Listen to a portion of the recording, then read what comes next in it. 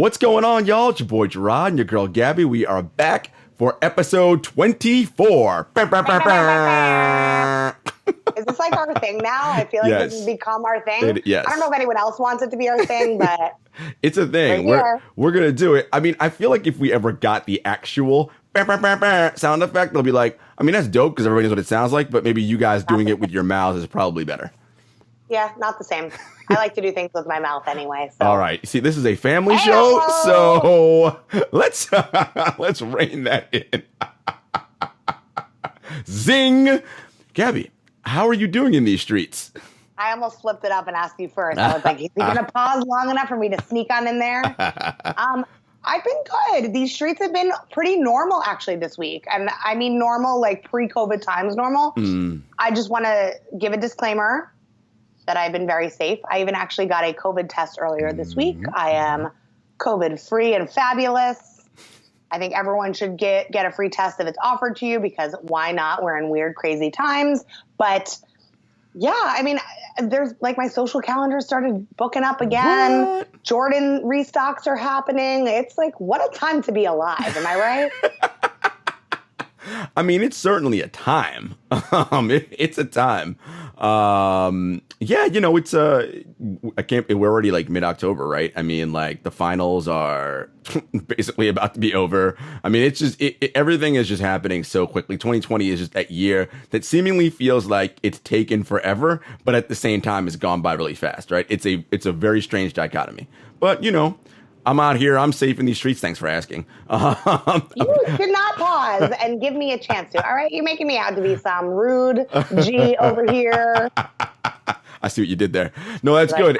That was well done. Well done. No, and I to your point, like around the city, it's just crazy because like you'll just be outside and I'll be like, why does it seem like people are like going back to normal?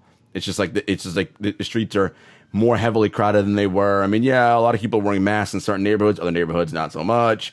But you know, I'm still doing my thing, socially distancing, still basically keeping my bubble small. You know, like it's the same people. Like I'm not, you know, COVID test free, all that. Like I'm just doing my thing, man, keeping it real safe out here. Because folks, we are of course still in a pandemic. And as a note, even though we're not quite there yet, and we do a show every week, we have 5 days somewhere in that range until election day, folks. Make sure you register. Go out and vote. Real important out here. Don't forget to register. I mean, I think by the time this episode comes out, the deadline is either just about to close or will have just closed. So depending on which state you live in. Correct. But so yeah, hopefully. Make sure you register. Don't vote for Kanye. Hopefully everybody exercises that their franchise and if they're able to and their right to vote. I mean, you know, the democracy the world that we live in, and democracy is a participatory event, right? And regardless of whatever side you're on, like engage, be active, you know, deal with your local elected officials at the local level, at the federal level, at the state level. I mean, get yourself involved because, you know, this dictates our lives. So important PSA for all of you out there. I agree. I have some serious questions, though. I mean, do you think that The Fly is going to be a write-in for VP? I mean, what an internet sensation. I mean, Pizza Rat, forget about it. The Fly has taken over 2020. Am I right? No, you're right. It's just so funny to me because, yeah. Anyway, folks, please just go out and vote because it's absurd. I know. I agree. It's absurd, but it is important that again we take power back into our hands, and you know we hold our elected officials accountable for promises that they make when they're out on these campaign trails. Okay, moving on. I do want to shout out our fans, Gabby, really quick. We released some bonus content a couple weeks ago. We unboxed the new Air Jordan 35s in the center of gravity colorway, and it was received overwhelmingly well by our fans and our audience. And so, guys, let us know actually in the comments below here on YouTube and or on Instagram. Do you want to see more content like that from us where we can unbox shoes that have not yet been released? And, you know, if you want any more of that exclusive content, we'll do our best to get that to you. But I was really happy that people really enjoyed that, Gabby, and I'm hopeful that we can do more of that for our audience. Yeah, I mean, I love that as well. I'm glad that everyone was super receptive. Size 7, in case anyone's wondering. But, I mean, it's a great shoe, too. So I think that also really lends itself to making it easy and fun to talk about. And I mean, there's some great details on it. I mean, speaking of Jordan Brand, though, I do really want to talk about, I mean, I think Jordan Brand almost broke the internet, at least almost broke Twitter this week with all the restocks that they've been doing. And it's been interesting watching the rollout happen, right? Because some of it has been done through early access. Like if you scroll down on your sneakers app and you see Jordan Reserve, fine, you can get in there. Otherwise, some people have been getting DMs and notifications saying that they're eligible. And that's how the word's getting out. But I'm like, what's a girl got to do to get on that list? Right? Yeah, you know, it is crazy. You know, we've talked about on quite a few episodes about, you know, plugs and being on lists and getting people to hook you up and being, you know, influencer or what have you. And a lot of it seems like random happenstance and chance, right? Some of it also seems like, all right, clout and follower count. People with higher clout and follower count get more. And then it's also in what we do, right? Like when you work in media and you write about various things, you know, there's people who work at the brands to get to know you because of the coverage that you have of the particular brand. So it's all a multifaceted way, but you know, we gotta get Gabby and the KNS show at large onto more lists or you know, different things where people can know that, hey, we're out here and our community wants to see this stuff. So all of you out there, our fans, let these brands know how much you love this show. Tag us, add us when you're talking to Adidas, Puma, Nike, Converse, Jordan Brand, whomever. And you know, New Balance, and we'll Balenciaga, and we'll and you know, and that'll let them know that we are a media outlet to be taken seriously, and yeah, they should definitely be talking to us about ways we can feature their stuff on our here show. I agree. I mean, add us to those lists, y'all. But Jarod, what was your favorite of the restocks that came out? I mean, which was the most heat? Well, it hasn't come out yet, but we talked about you and I, because you actually said to me, Jarod, I'm surprised you're not going down to raffle and get this. And it's the Jordan 11, the Concords. And I don't know if it was a restock per se as much as it was this particular company that's opening up another store has some stuff in their vault and decided we're going to bust this out. And I was like, oh, you hit some from the public all those years ago. So that to me is kind of cool. But in terms of this week restocks that came out, I mean, the ones, I mean, anytime ones, another one, huh? See that? I was going to say, which ones though? There's been a lot of ones. See what I did there? All the ones. The ones. Another ones. No, but because ones are a shoe because that started off. So anytime Jordan Brand is restocking the ones, that to me is exciting. So I'm excited about that. I know there were some 4s that came out, 5s. I know there were, you know, so what were the ones that you were like, I'm really hyped about? I mean, I think I know, but. Go ahead. I'm going to let you guess first, and then I will answer and share with the rest of the class. See, now you put me on the spot. Now if I'm wrong, I'll be like... It's okay. There's no wrong answer here. Any of them, it would be an honor to be nominated to even get a chance to get a pair of them. So I know your favorite color is blue. I do believe... Really? How did you know that? I've never talked about that. I do believe there was a restock of a particular silhouette in royal blue. Yes? No? Am I right? Wrong? You are correct. The royal ones restocked today at noon, and your girl did not get them. Shocking to nobody. You see, this is why I didn't want to go here, because then it's going to be about the L's you took. So. No, it's okay. I'm using this as a call to action. This is a platform for our KNS family. Yes. We talked in our last episode about sharing plugs. If any of you are a plug and can get something close to retail, maybe a little over, I might have some trades I'd be willing to buy. Yeah. Just let your girl know. Hit her up. That's it. I respond to my DMs usually. I don't want to promise anything, but you know, when it comes to sneakers, absolutely. Yeah, only if you're talking sneakers. Don't be sliding in there for nothing else. I keep it professional, you know, and the Royal Toe ones, yes, those are. I'm manifesting. I'm putting it out in the universe. JD Sports, when they do their Times Square official launch, starting this upcoming week after this episode drops, that's on the list. So I know your girl's going to be waiting in the crazy well, at least I'm assuming it's going to be crazy. The crazy line to enter some raffles and try to get our hands on a pair of those. I think the JD Sports launches. Yes. Times Square is going to be like New Year's Eve waiting for the ball drop. So yes. Oh, shout out to French Montana ball drop.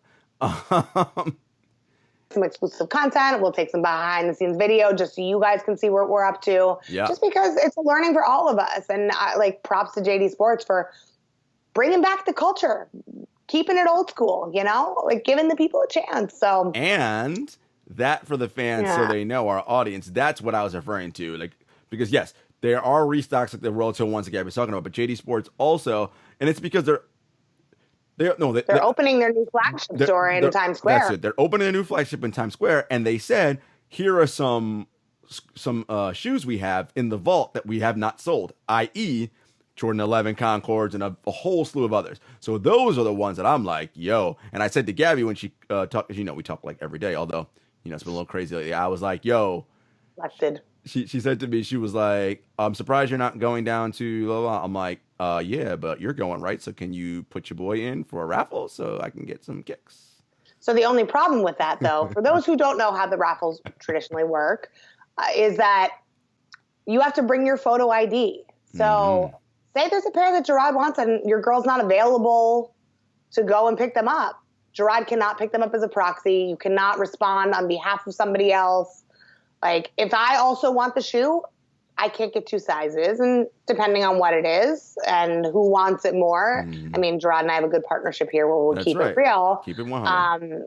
But, I mean, I think this is more than just let's go into the vault of what we don't have, like, of inventory that's sitting there. I mean, this definitely seems to me like a larger partnership with Jordan Brand. Probably. To make it, especially with the restocks happening on sneakers. I'm curious to see if other resellers are going to, or retailers and resellers are going to have similar restocks just over the coming weeks. I mean, the holidays are coming up. I think a lot of companies are looking to up their stock prices, not just their stock X prices. And, you know, you like that? And I'm curious to see if other brands are going to follow suit. Right now, it seems to be just a Jordan brand specific initiative, but I'm here for it. I mean, like I said, I'm curious to see how JD Sports is going to be. I personally think that the Times Square stores do a really great job of having inventory. So it's not like, oh, we're releasing one pair of a shoe. You guys know, I mean, it's a secret, but not so secret that I love Champs in Times Square because people assume that they're going to sell out immediately. Sometimes they'll get extra inventory that comes in. Like I got the Air Max 97s that I just rocked the other day from the Have a Nike Day, Air Max Day 2 years ago. Which you were also featured on the Sneakers app, by the way. Go ahead, tell the people. They were. Shouts to the Nike team for featuring me on the Sneakers Kick Check. You know, it's an honor to be nominated. Tell them what you were wearing, though, besides your Air Max. All right, hold on. We're getting off track. Okay? Doesn't always have to be about you, Jarod. What I'm trying to say is people get very discouraged by Times Square, and they think, oh, it's intimidating. It's going to sell out right away. Don't write off Times Square. I got these sneakers, 2 weeks after Air Max Day launch. They end up getting in extra inventory after. I thought I missed the boat completely, and I was able to get them at retail. So little secret, not so secret. But yes, I was borrowing Jarod's Bel Air Athletics hoodie, which I love, and I take really good care of it. So for those who don't know Jarod, why don't you tell us how you feel about sharing things? I'm surprised you didn't say, hey, hoodie. How is it in those streets today? I was waiting for that. I may or may not be a good sharer of my things. You know, probably goes back to childhood. You talk to my therapist about it. You know, I probably have some real attachment issues. So, you know, but yeah, I did lend Gabby my lovely Bel Air hoodie that she's taking very good care of. I do ask her about it every day to check in. How is it doing? Where is it? What's the temperature like? All this stuff. She's so nice. She offered to wash it. I was like, well, how are you going to wash it? Where are you putting it? What's going in there? Very, very specific questions because, you know, I don't want my stuff getting ruined. Not that she would do that, obviously, but, you know, I got, you know.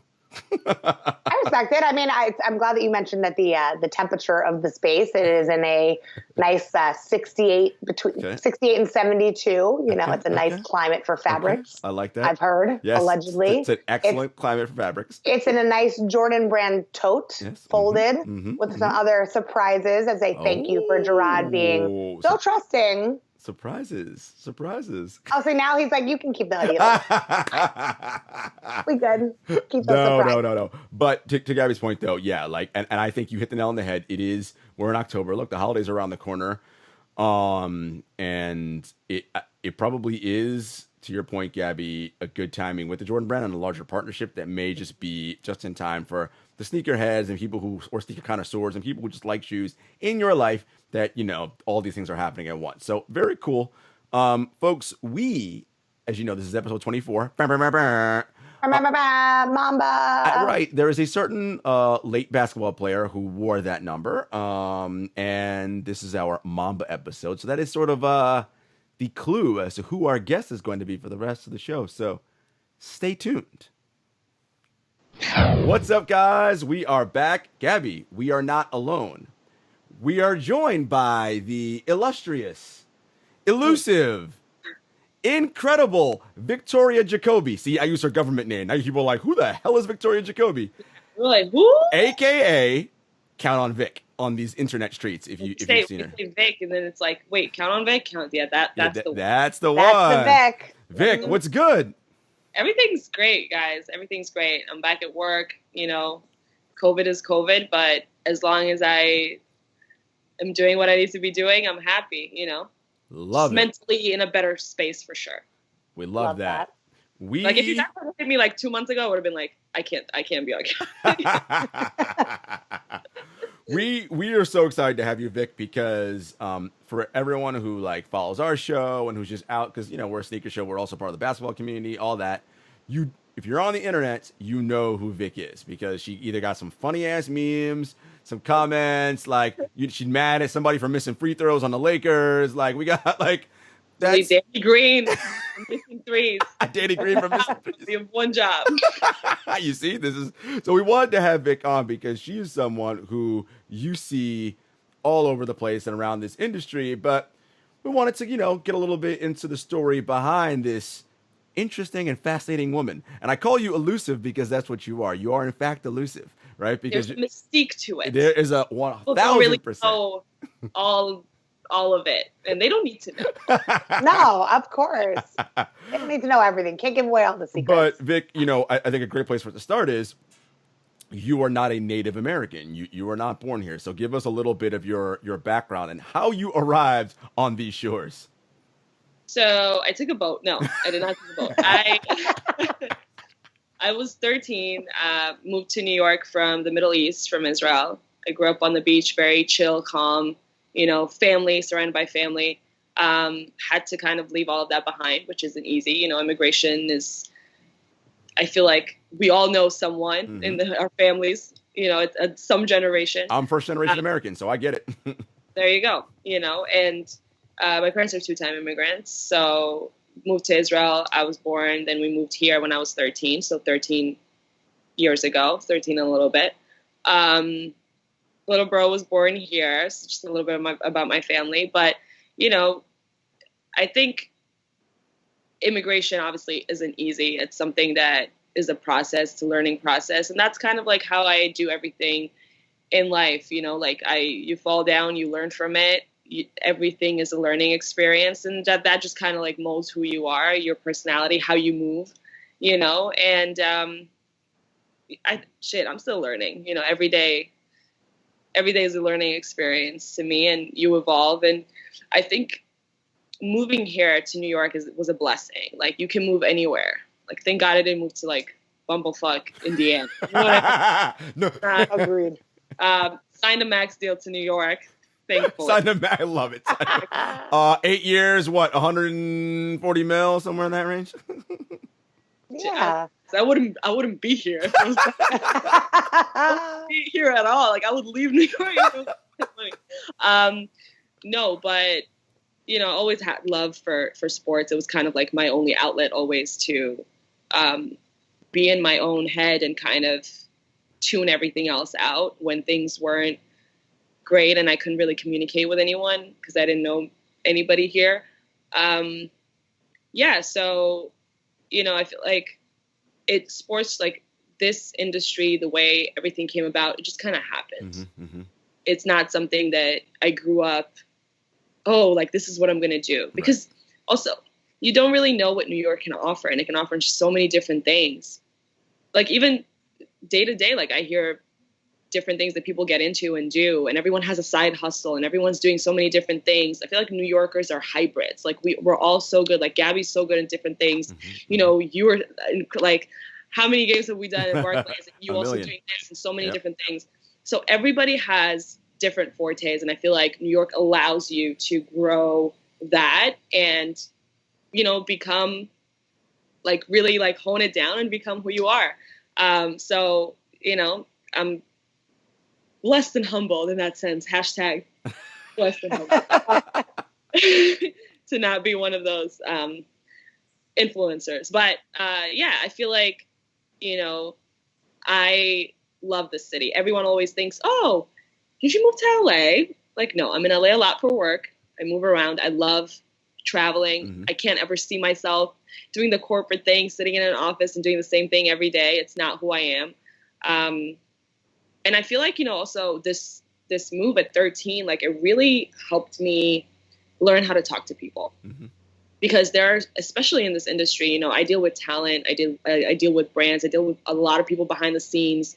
So, you know, I really learned how to communicate, connect those dots, and kind of, you know, get the best out of people.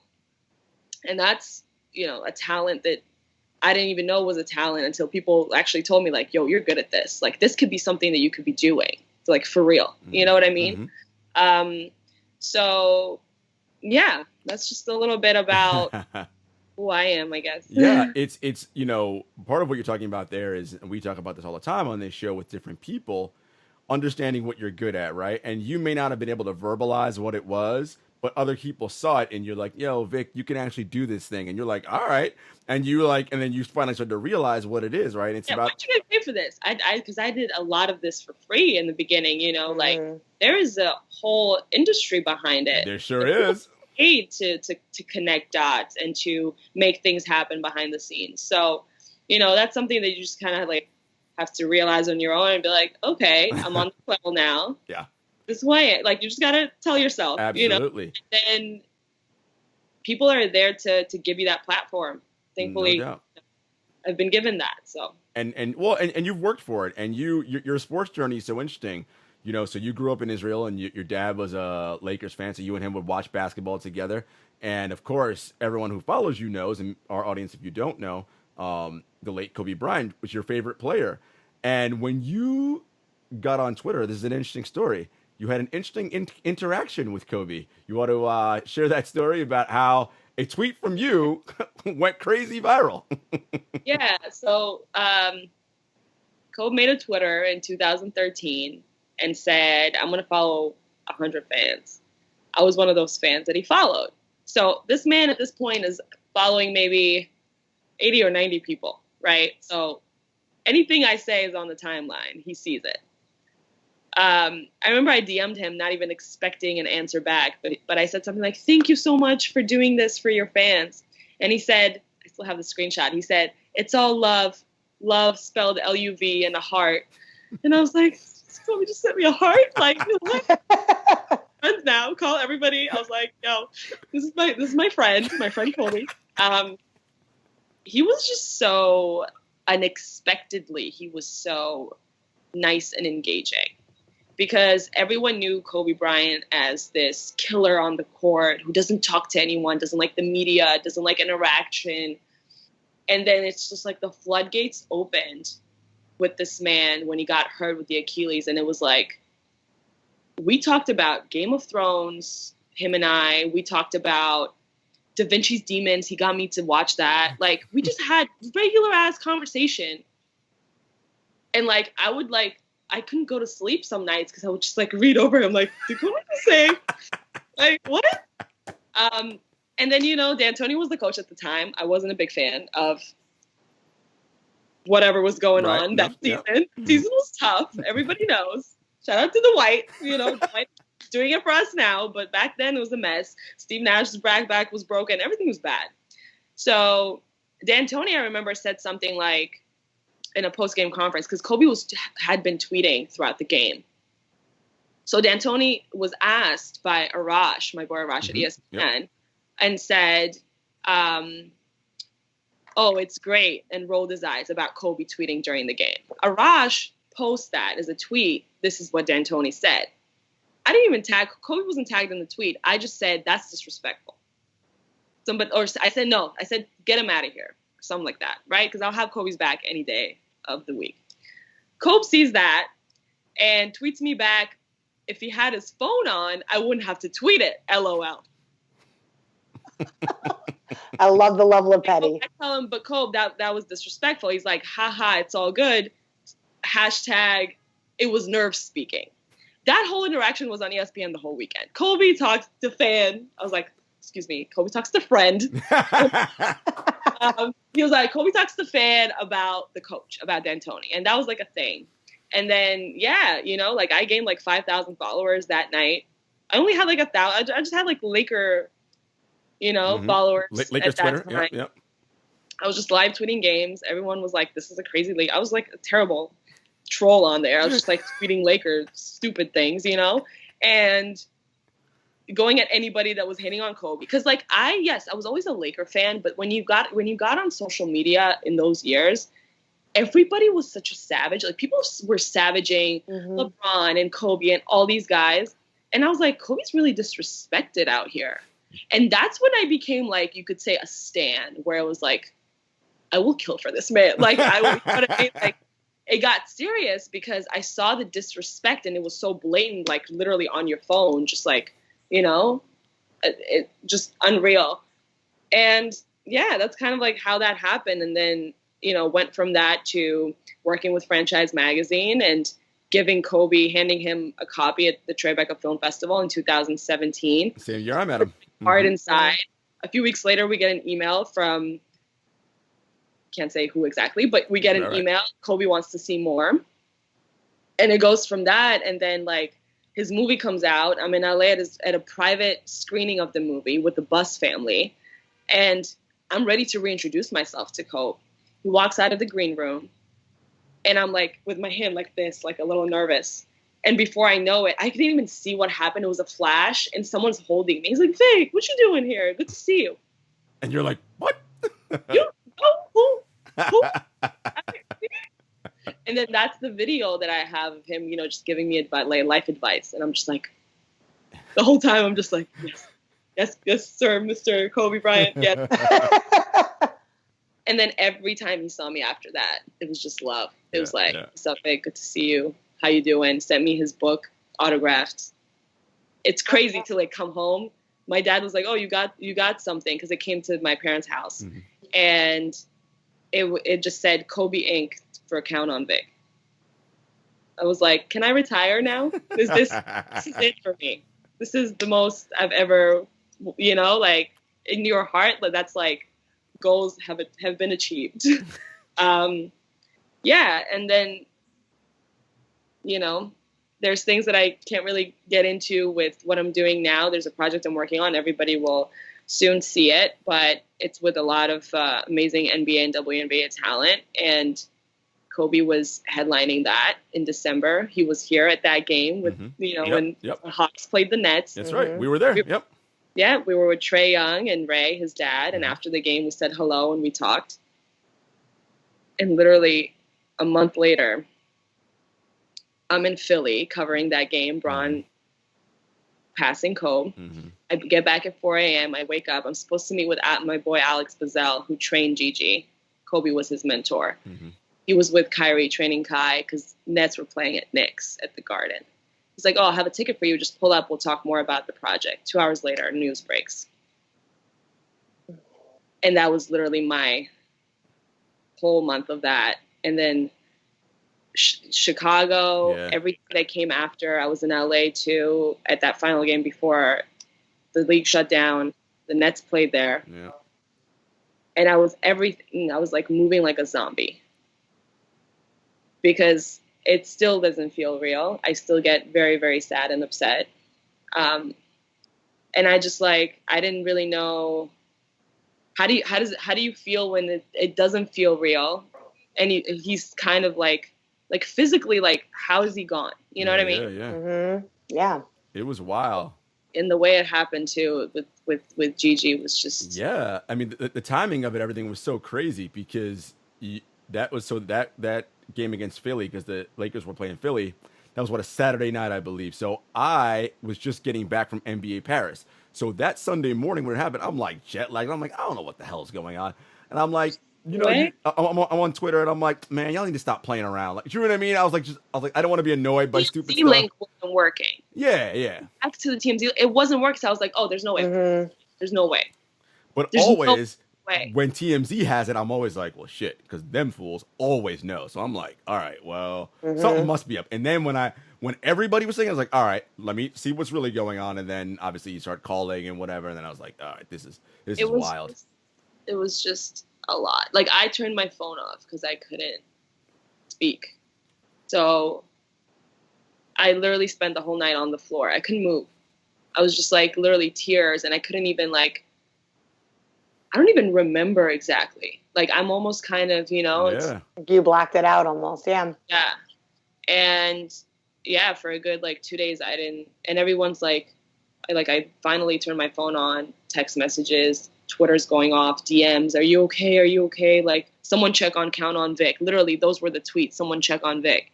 And I sat down. I wrote my feelings in that moment.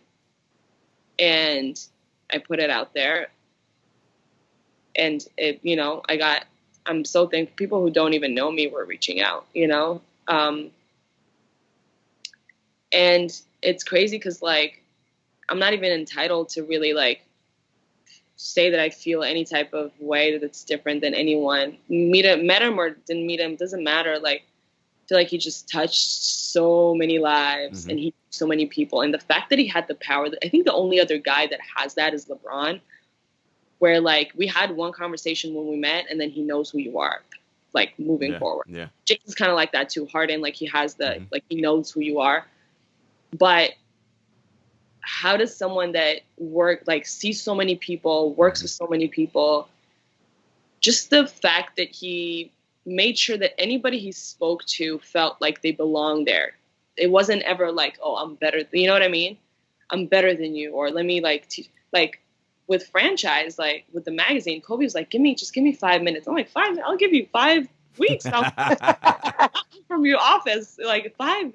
But that's why, like, it just saddens me so much every time I think about it, because we were this close. Like, we had things to, like, I wanted to work with this man.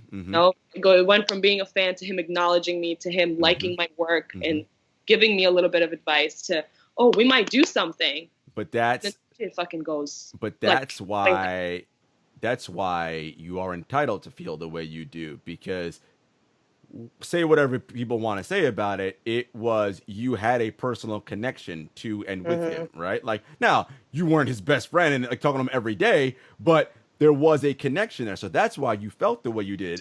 Twitter, we were friends. Yes, you were Twitter friends. But I do remember that because I was one of those people, I didn't tweet because, tweeting at somebody like that is so ridiculous. I texted you directly being like, hey, I know this is rough. Like, how are you doing?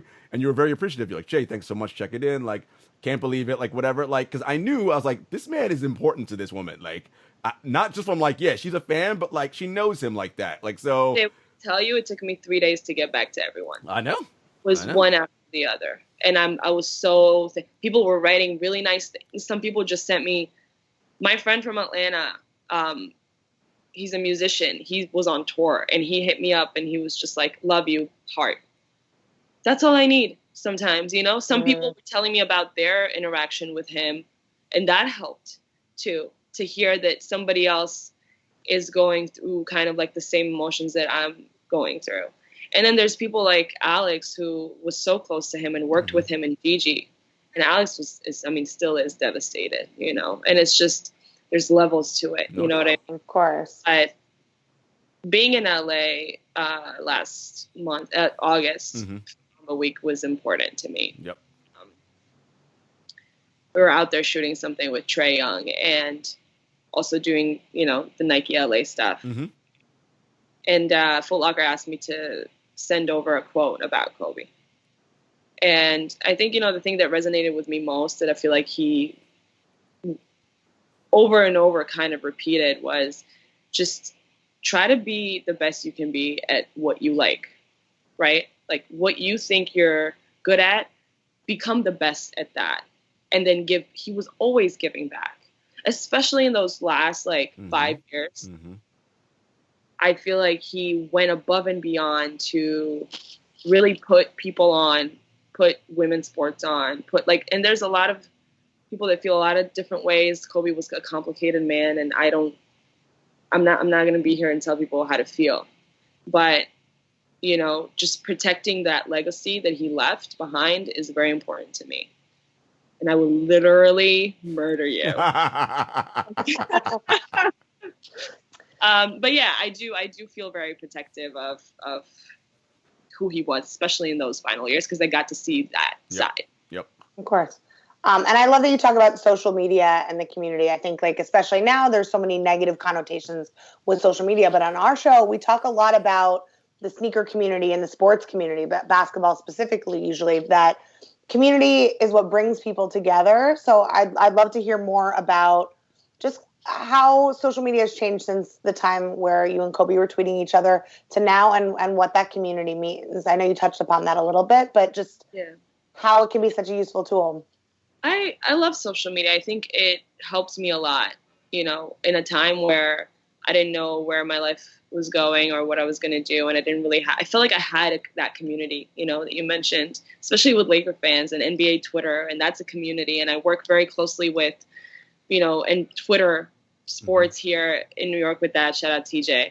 And, we go to games together, finals games and things like that. There's people that, will see me at the game, and, if I can help out, I've had situations where, especially at Barclays, I'm I walk in, and Jay, you know me, I know people, I work everybody in the room, right? Security, there was a security lady at Barclays who, at the Kyrie Invitational, really wanted, she really wanted the Kyrie Nike pin.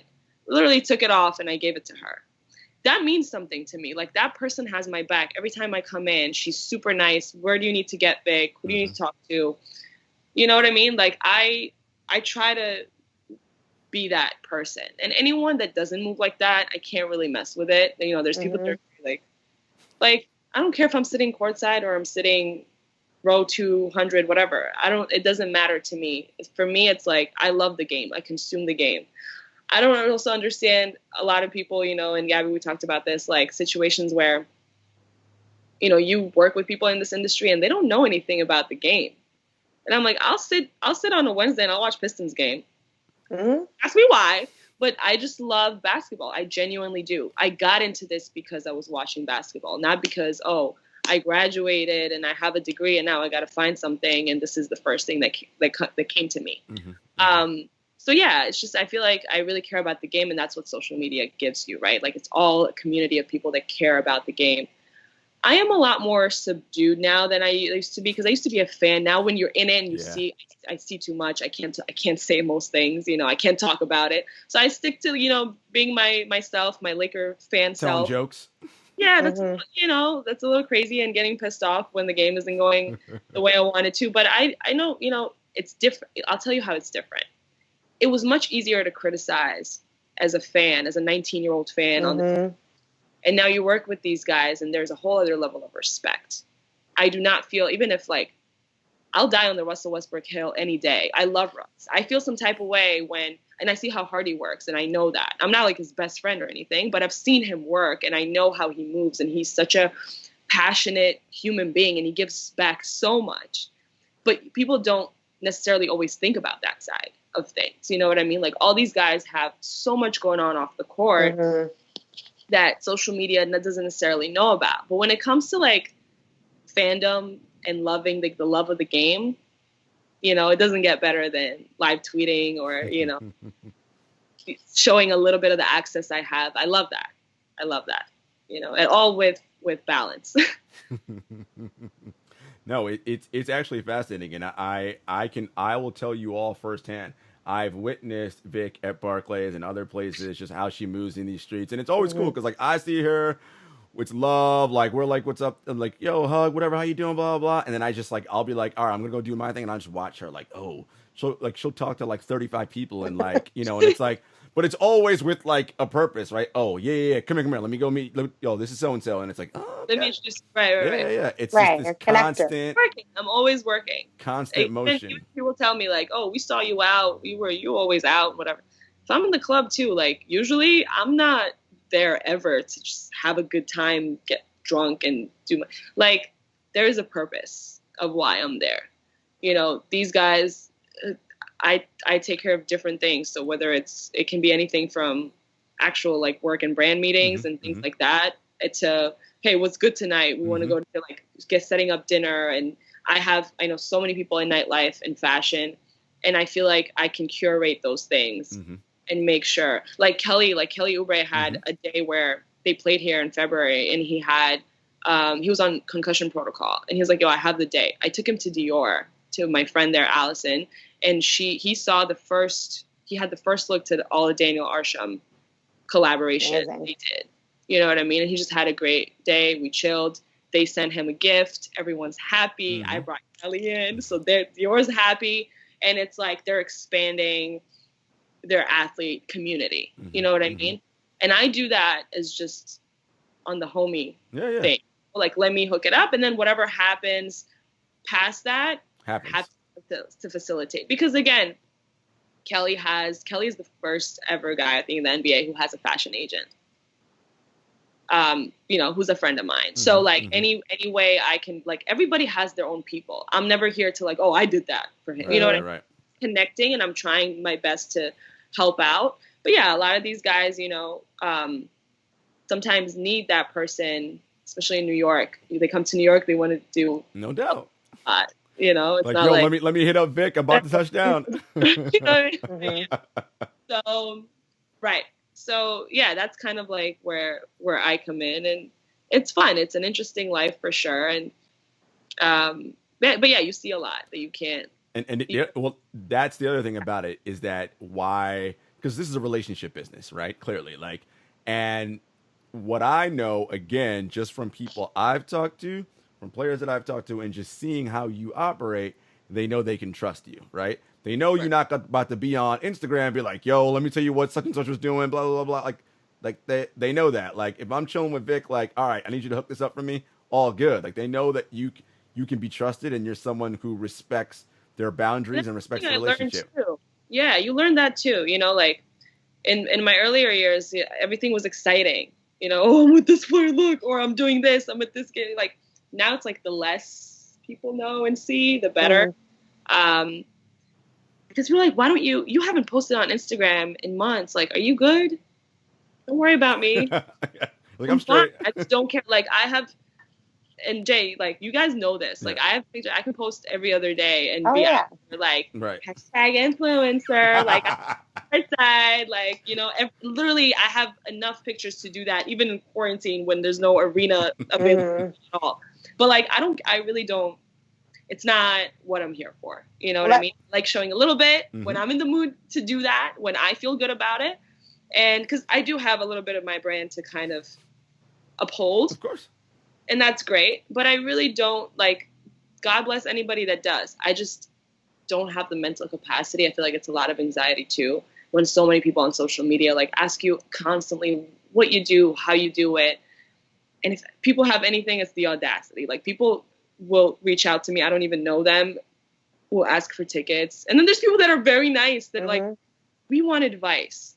And if I can give you something and help out in any way I can, and I've done that for people. Hey, I write for so-and-so. I need, can you help me out with an email? Do you have a contact? And I've given those, like, whether it was Clutch or CAA or whoever, like, I have those pretty much on lock. You know what I mean? And I will always make sure the other party is comfortable with it. And and it's a transactional thing, and everybody's happy. But like, I don't have to do that for anyone. You know what I mean? It's not my job. It's not what I'm here for. But I have done that, and I will continue to help out any way I can. And I feel like if everybody wins, everybody wins.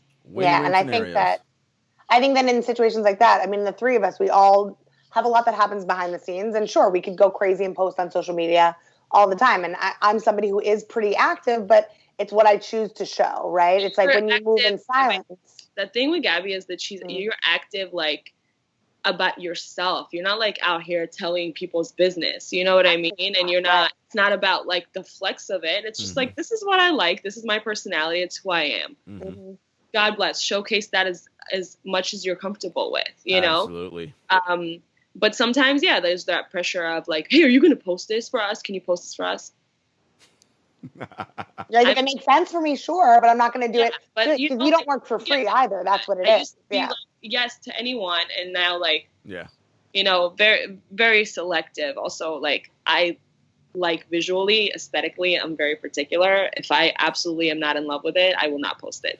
Sounds like someone I know. I'm waiting for Jarod to make a comment. Sounds like somebody I know. But I respect that. I mean, and you know, like, even on my page, I have a very specific aesthetic, and like, I'll keep it real with people because my background is on the PR and event side. I'll be like, listen, if this doesn't make sense, we want it to be an open dialogue, or here's when it does make sense, even if it does right now. And I think, like, there's something to be said about moving in silence, right? It's like, doesn't matter how the train is moving, but it's moving, and all you see is the beautiful train that leaves and comes in and out of the station, right? And people want to know all about that, and it's not that easy to quantify. As Little Wayne said, real G's. Move in silence. I was, you know what? So I was just about to hit y'all with real G's move in silence, but I was like, you know what? I bet one of these millennials gonna hit me with some Wayne. So I was gonna say, and to quote my favorite poet, Drake, hell yeah, fucking right. Oh dear God. So we're gonna get into some fun stuff coming up. As you see, Vic's rocking her W hoodie. So we're gonna talk a little bit about the W. NBA, her Lakers are 1 win away from NBA championship number 17. And we got America's #1 segment, Shoe and Tell, coming up. So stay tuned. What's up, y'all? We are back with Vic. And guys, this is so special because, as you know, this is episode 24. Mamba, right? We just talked about how much Kobe Bryant meant to Vic. And Vic, I want you to just, before we get into America's #1 segment, I want you were so excited before we got on. Show us a little something you just brought over to your area over there. This is one of my favorite things I own, and I own a lot of jerseys, but this one I made on my own, Mamba jersey, and I got to pick the satin with the leather. I like it. My favorite jersey that I don't wear. I just kind of have it, you know. Nike, when they took over from Adidas 3 years ago, they were nice enough to invite me to make one of these. And like, everybody was coming in, like media members were going in there, and you could choose like from a Nets jersey and Clippers, Knicks, whatever. And my friend from Nike who invited me, Avery, he kind of had this ready already. He was like, this for you. I already know which one you're going to do. So yes, so I got to personalize, and this is a good one I have. And I have a lot of Kobe jerseys, but this might be the one tonight if we win. That's right. So speaking of, we talked about your love for Kobe, and we know that Kobe had a deep appreciation for women's basketball. Obviously, he was coaching Gigi's team at the Mamba Academy, and all his work with WNBA, watching college players, mentoring Sabrina Ionescu, like all that dope stuff. You are wearing a W, a hoodie, Nike. Shouts to the W. Shouts to the Seattle Storm, WNBA champions. I know, they were so good. They're such a good team. So good. Even though my girl Asia was on the Aces, and Asia, WNBA MVP. Shout to Asia Wilson. You know, the WNBA's like that league is so fun. Those girls are so women. They are so talented. I love watching them play. Again, that championship with the legend Sue Bird, Brianna Stewart, Finals MVP. Yo, Stewie's. Did you guys see her? Out of her mind. Like, that's just legendary right there. And I love that they're getting more hype.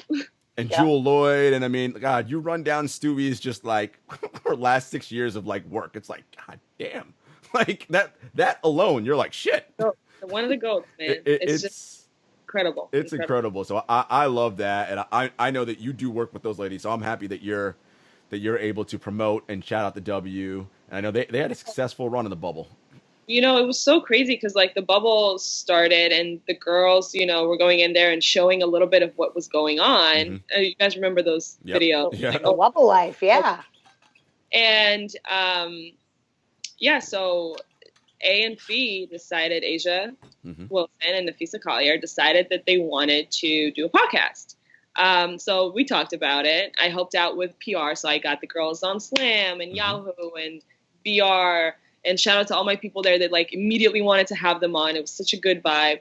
And we have one more episode left for the season. So I think the girls are just going to do it like as a closing episode now out of the bubble. But yeah, they got together every week and just knocked these episodes out. And we had like every guest was a guest. First guest, KD. Boom, got Kevin on there. Kevin was talking about his little situationships through FaceTime. Yeah, his situationships. That was hilarious. That's the tea. That's the tea right there, right? Like, tea. So, you know, that was really fun. We had Elena Deladon, we had Candace, we had Dane, we had Steph. Steph was like, oh, yeah, I got 10 minutes. I'll come on. And then he ended up staying for the whole thing. Like, everyone just loves talking to these women. Yep. They're absolutely incredible. They have such strong opinions and voices, and they're so funny. Like, these girls are hilarious. Like, just, you know, and they have never done a podcast before. And I had people reaching out to me from major media companies asking if they could, like, how did this, like, we just love this. You know what I mean? So, you know, hopefully we can do another season. I know everybody wants it. Yeah, we for had sure. The merch drop too with the tea. And it's just, like, I love starting things from scratch and putting people on. Like, I just love that kind of thing. So this was something that I was like, immediately, let's roll. So, you know, it was so fun, and I'm so happy for Asia. I'm so happy for Fee, like top 5, incredible talents. And next year's going to be even better. You know, the Aces are going to get better. Lynx are going to get better. No doubt. Ziarica, and she got hurt, and I felt so bad.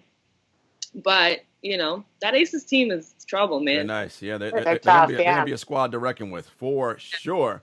Wow. Moving from the wobble to the bubble. 1 game to go, Vic. So as of the day we're recording this show, listen, tonight. I mean, game 5. Listen. People ask me, do you want to be in the virtual fans and all that? No. And I'll say what? You don't want to join me? I love you. Sit next to each other. Seeing your face up there, you can represent me. You can wear a shirt with my face on and be like, Vic's right. I would love to wear a shirt with your face on. If I knew this before today, I would absolutely wear a shirt with your face on. Can you just take like a really like shitty paper and just put count on Vic and just put it up there? I'll just wear it. I mean, my chest is great for advertising. So I'll put it right here. Like Vic. I got you, girl. Here's the thing. Here's why I don't like it. This happened with Kobe's final game. It happened with the championship 10 years ago. I don't like being around people when I'm watching my Lakers. Bad juju. Like that. It's not even that. I just like to focus. That's that moment. That is your piece. Being loud. Do you want a drink? Do you want this? I don't. What do you think? Whoa! Did you see what? Like, don't talk to me. You're like around me. I also like sometimes I get aggressive. Like I slap things, you know, lamps before. Like shit goes down. Like it happens. But it's not just the Lakers though. Like any big, like if there's a game 7 or there's an elimination game or anything like that, I like to focus. I like to be here, do my thing, get that out, really feel the emotions and experience it. I don't like people in my face. Don't talk to me. I don't want to see you. Don't call me. Don't text me. We'll talk after. I respect it. I'm very like, you know, I'm an asshole when it comes to shit. It is what it is. No, you're a fan. You are a serious fan. That's not if that's an asshole, then we're all assholes on this show. Like a Mamba thing, like Mamba mentality. I just get in my mentality. This is who I am. I'm terrible, and you got to live with it. Well, again, as you all know, Lakers going for championship number 17 tonight. We shall see. LeBron going for history, Lakers going for history. There's so much on the line. It'll be interesting. I love this team too. I love this Heat team. Yeah, the Heat are great. I have respect for them, for their organization, for Spo, for the players. I know some of the guys on the team. So happy for the young ones, especially Kendrick Nunn and Tyler Hero. Jimmy deserves all the respect, and they're going to get better, and they're going to be great. No doubt. The Lakers are winning. But also, like, it's so funny because Laker fans are like, the second we win, everyone's going to show respect to the Heat, and then we're going straight into this Clipper slander. Back to the Clipper slander. Very excited for that. I don't disagree with that. So there you go. Vic showing her true Lakers fandom, because there's nothing that Lakers fans hate more than anybody giving the Clippers any kind of love. So Clippers, when they're wonderful flame out in the conference semis, blowing that 3-1 lead, Laker fans cannot wait to get on that. Interesting. I look. Celtics thing is going to be great too. Oh, listen, Tatum and Brown got so good. Amazing. I love the Celtics team. As a Laker fan, I'm saying this. I love watching them. Like you said, Tatum is amazing. Jaylen Brown. Love Kemba. Kemba's so good. Kemba is so good. Yeah, Marcus Smart is. That's a squad, man. You know what I mean? Like anybody, I would love to have him on my team any day.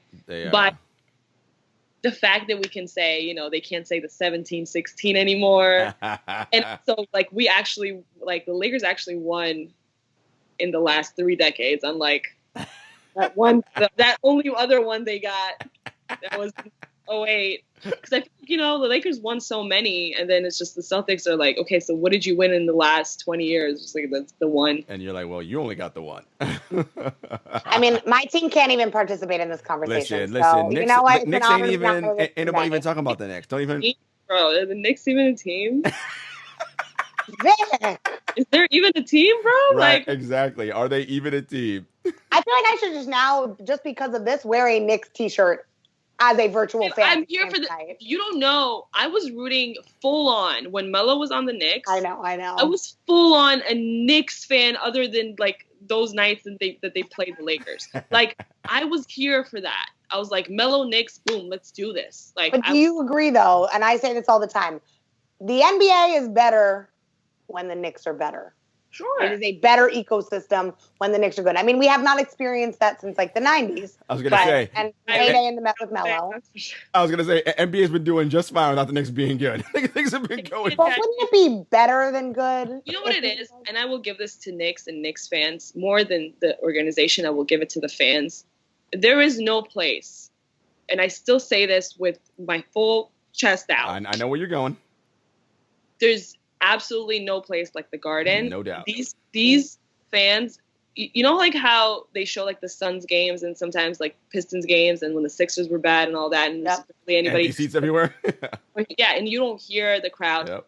The Knicks will absolutely come together every game, even if they're down by 20 and somebody makes a 3, they're loud as fuck. Like, it's just, I mean, she knows, she sees it every day. No but doubt. Yeah, like that's my first NBA game experience ever moving to this country was Lakers at Knicks. Oh, it's a great way to start. And it's part of it too is it is called the world's most famous arena for a reason. And it sounds cliche-ish, but when you walk in there, whether you're in the bowels, in the basement, you feel the electricity and the history of that building. Every player wants to have a big game. Always. And that is a fact. So, it's just even the lighting is different. Like the floor almost seems more lit up. It's just those iconic lights around the roof too. I mean, that's part of what makes the Garden the Garden. Absolutely. It is. I've been to a lot of arenas now, guys. I have my list. I'm like 17 arenas in. It's a different place. I have never been to an arena that's that big and hard to get through. You know what I mean? Like, it's just like a lot. Like, you have to go through it. Now I kind of know my way around. Well, that's the thing, right? It's just it's learning your way around. I remember the first time I went to United Center. I was like, God damn, why is it so cavernous down here? I can't find anything. I'm like, where's the entrance to the court? I'm like running around like. I've been to Chase Center because I did Chase Center. I've not because it just opened up. I've not gone. And I was doing Oracle for the last 4 years, going to the finals. Oracle was trash. I mean, it's just one of those small, Yeah. but it's not just that. It was old and the Yes. fitting and everything. Chase is like the new jewel that's like so beautiful. Everything's so big and Sparkly. like, yeah, Oh, like a whole, new vibe. And I love it. But Barclays, there's something about Barclays I like because it's kind of like, it feels smaller. It's like a family, Exactly. move around easy. Easy to get in got and that out. like sexy lighting over there. Mhm. That's a different kind Yeah. of mood. How do you feel about that new court color? Because I don't know if we talked about this actually during the game. I mean, I know what they're trying to do. I don't love it, but I miss that brown, black on. yes, that's dope. That was I mean, look, clean. Vic, none of that's gonna matter. But if Katie and Kyrie do that work on the court, ain't nobody gonna give a shit about what that court says. This is my aesthetic coming out. Be But particular, girl. I like it. hold on, those colors can't go wrong with black and white. Speaking of aesthetic, it is time for America's #1 segment, Shoe and Tell. Drum roll, please. So, I know I have a feeling that Vic's shoe that she's going to show is going to have some kind of I have Kobe. three. Oh, well, Even three. better. I know at least one will have some kind of Kobe connection. So anyway, the floor is yours, Vic. Show them off. So let me start with the classic Air Jordan 1. Oh, And this Girl. the red satin. I like. Oh, I literally was just talking about this with Jarod. I would give like half a boob for one of those. Like half the collection that I have that you see behind me. Look at Vic's like, Not what? really. I don't know. I was like, say that again? Yeah. There's a lot of things that I would do to have that as part of my collection. So I love that. Hey now. Very all right, relax. And I absolutely love it. It's like the sand it just hits different. Like it's not just the red leather. It gives it like I like different textures.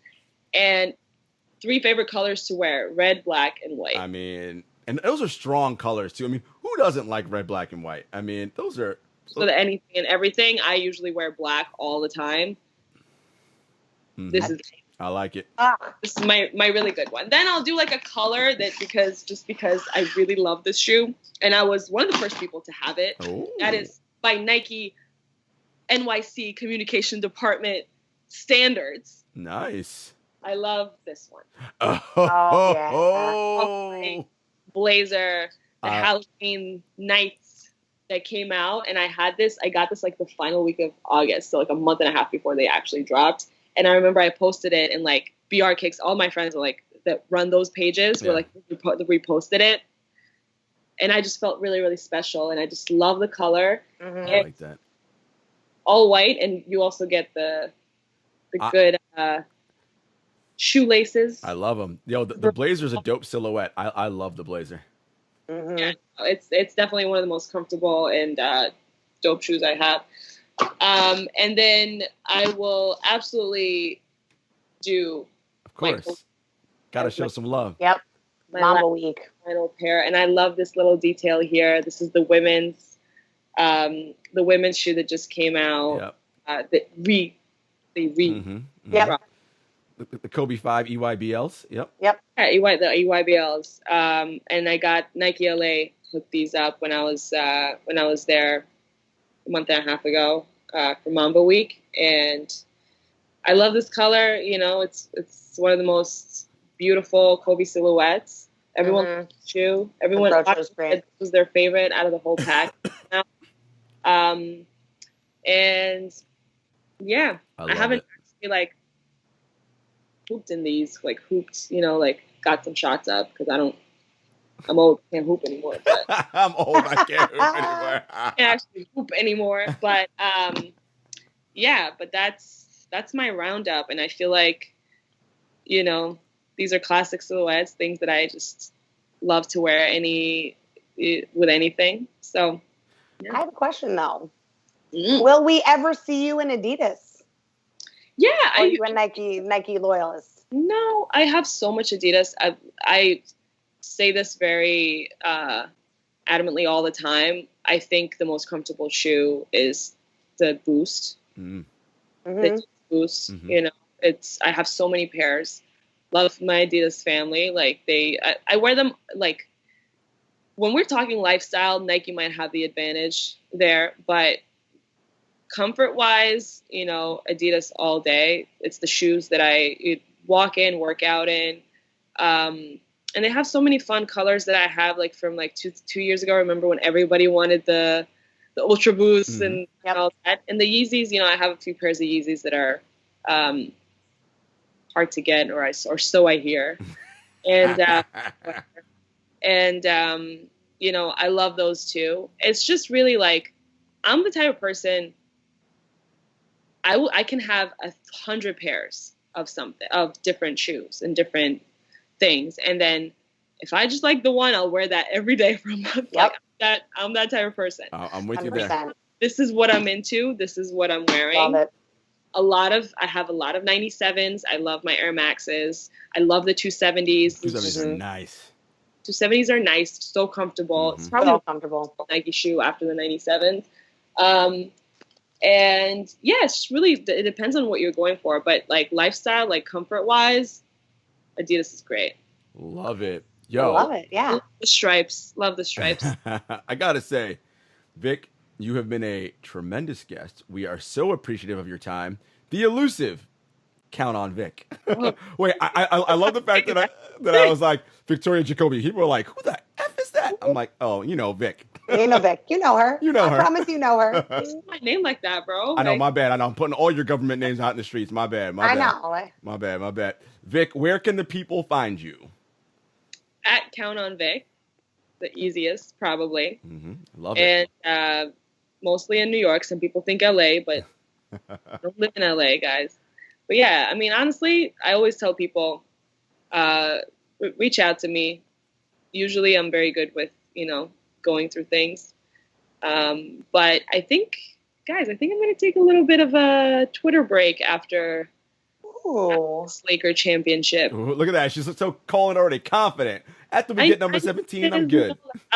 They're going to celebrate. We're going to do the thing. And I feel like I need a few weeks, maybe a month, maybe a few months, depending on how I feel.